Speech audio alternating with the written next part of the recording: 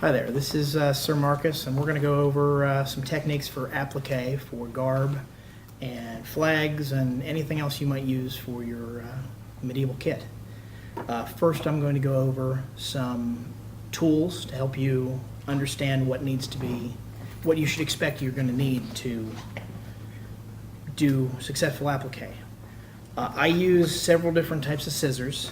You've got your standard straight scissors, specifically for fabric. You have pinking shears, which helps keep your fabric from fraying when you're cutting out your appliques. I have a set of scissors. It's a utility scissors I use for when I'm using adhesives, because adhesives really mess with the blade and it makes it really hard to cut stuff. And some real fine nipper scissors for cutting strings and small, intricate work. For certain appliques where you're going to be turning pressed pleats, you're going to want a turning tool. It makes it really easy to get into corners, otherwise your turnings end up kind of fluffy and lumpy.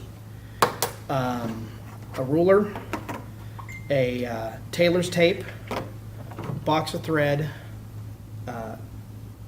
sewing pins, and then some specialty stuff. You've got I can't remember what it's called. Fixative? Basically, it's iron-on fabric adhesive that you can then apply things to the fabric like this here. You use the iron and it presses it on there for a temporary hold while you're appliquing. This is a smaller type roll of that comes off like a tape. You can also use white glue sticks that are specifically designed for fabric, and you can use spray fixative, though I don't recommend that because it's messy. There are two different presser feet you want to look at. This is your standard presser foot that's used on just about all sewing. You're going to use that for straight stitches and curves and things like that when you're setting up your applique. And then this is an applique foot, or an embroidery foot. It allows for zigzag motion where the needle doesn't catch up on the presser foot. And then the last thing I find helpful is having templates for making designs. You can get melt-proof Mylar sheets that are excellent for that. They sell those at Walmart and most craft stores. And then a sewing machine. So I guess we'll get to showing some of the techniques for how to applique. All right, here we have a sample applique. I've already ironed it on. It is an interlocking ring. What you do, you cut one of your rings, and when you're setting it up, and it's actually right under here where the cut is, you put the cut under the applique so you don't see a seam anywhere. And we're going to set, I use a Brother sewing machine, and I think it's the same on most Brother sewing machines. You want to set your sewing machine to a zigzag stitch with a 1/2 millimeter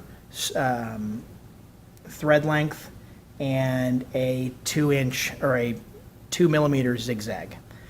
That gives you a nice close zigzag, and we're going to double over it again the second time around with a 3 millimeter zigzag. So you'll get a double coverage. It'll give a nice raised seam, and it will cover any mistakes we make.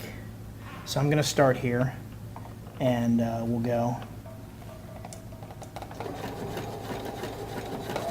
I am using black thread so that we can see it. You want to back up a little bit when you start so that the thread gets captured, and then you move forward. Just let it work through there. You want to keep light tension on the fabric to ensure that it doesn't bunch up, but you also don't want to push it through the machine because that'll screw up your zigzag. Now it's going to slow down here because we're going through 3 layers of fabric instead of 2, but if we just work at it, it'll keep going. And it's important to keep steady pressure so that your zigzag stays consistent. Now I'm going to speed up a little bit to work my way around them.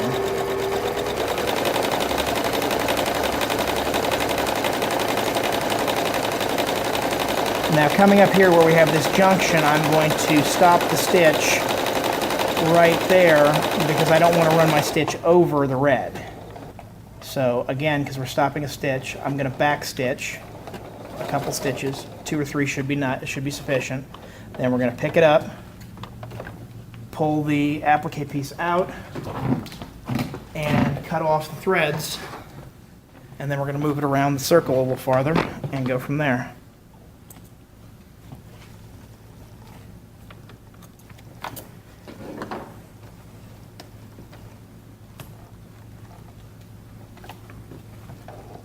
Now you want to line it up, for accuracy's sake, you want to line it up and then work it down manually to make sure it's going in right. Now I've got it a little bit on the red and I don't like that, so I'm going to move it just slightly forward. And that should be good, and we're going to start it again.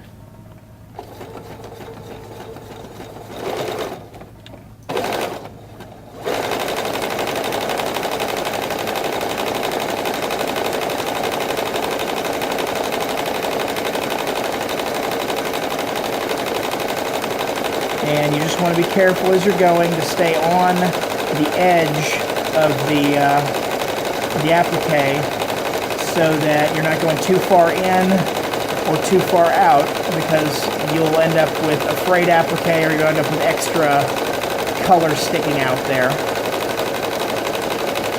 And you want to watch out about not nicking your finger because the needle is kind of sharp.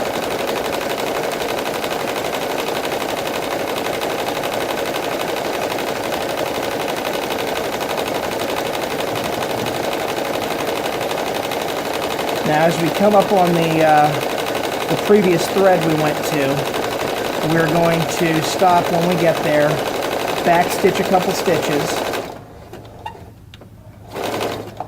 and then I'm going to switch to a wider zigzag. For the sake of being able to see it, I'm going to switch it to a 4, and that's going to make a dramatically bigger zig, which will ensure you've locked your fabric down. And because this is a bigger zig, it will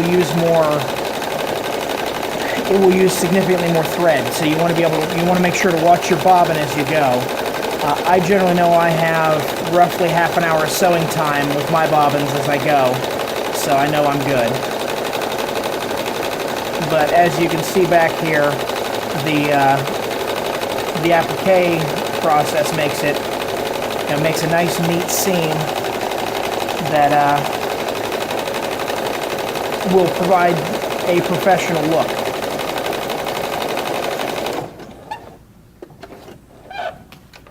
And again, here I'll show you up close. You've got, this is what our first thread looks like, and then the second one going through there.